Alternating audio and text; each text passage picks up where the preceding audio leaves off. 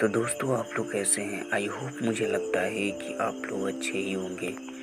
दोस्तों मैं आप लोगों के बीच में जो पोयम लेकर आया हूँ उस पोयम का लेखक रामधारी सिंह दिनकर जी हैं। रामधारी सिंह दिनकर जी लिखते हैं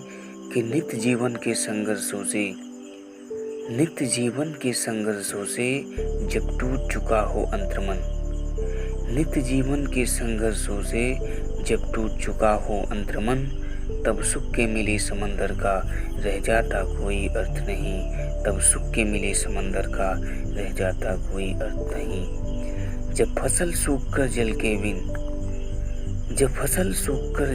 बिन तिनका तिनका बन गिर जाए,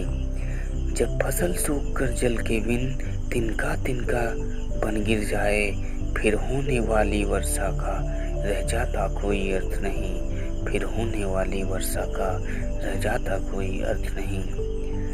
संबंध कोई भी हो लेकिन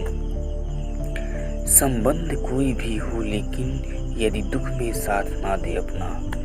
संबंध कोई भी हो लेकिन यदि दुख में साथ ना दे अपना, फिर सुख में उन संबंधों का रह जाता कोई अर्थ नहीं, फिर सुख में उन संबंधों का रह जाता कोई अर्थ नहीं। छोटी छोटी खुशियों के क्षण निकल जाते हैं रोज जहाँ, छोटी छोटी खुशियों के क्षण निकल जाते हैं रोज जहाँ, फिर सुख की नित्य प्रतीक्षा का रह जाता कोई अर्थ नहीं, फिर सुख के नित्य प्रतीक्षा का रह जाता कोई अर्थ नहीं। मनकटवाणी से आहत हो भीतर तक छलनी हो जाए, मनकटवाणी से आहत हो भीतर तक छलनी हो जाए, फिर बात कहे प्रियवचनों का रह जाता कोई अर्थ नहीं, फिर बात कहे प्रियवचनों का रह जाता कोई अर्थ नहीं। और रामधारी सिंह दिनकर जी अंतिम लाइन में कहते हैं कि सुख साधन चाहे जितने हों पर काया रोगों का घर हो, सुख साधन चाहे जितने हों